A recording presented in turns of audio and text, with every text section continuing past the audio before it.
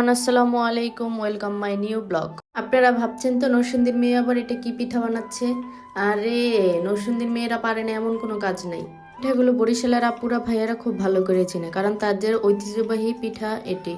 এই পিঠার নাম হলো সাজের পিঠা। আপনারা ভাবছেন তো আমি কি করে জানি আর কোথা থেকে শিখেছি।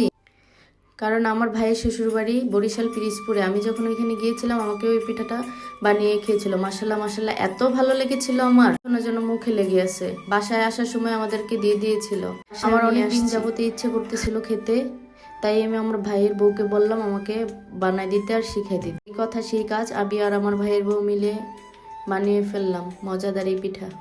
ভাজা পিঠাগুলো এত ভালো লাগতেছিল, দেখতে ইচ্ছে করতেছিল এগুলো এখনই খেয়ে ফেলি, কিন্তু না, এখন আমি খাবো না, এগুলো দুধে ভিজিয়ে খাবো। এদিকে বাচ্চারা কান্নাকাটি শুরু করে দিল। আমি বলতেছি না, দিব না দিব না দিব না। তারা বলতেছে না মামুনি একটা দাও একটা দাও। এদিকে আমার মেয়েটা কান্না করতে করতে শেষে ওরে একটা দিয়ে দিলাম। তাই আমার ছেলে তো নিজে নিজে নিয়ে খাওয়া শুরু।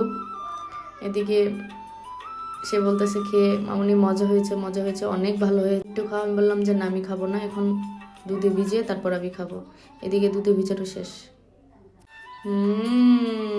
মজা, অনেক মজা অনেক মজা।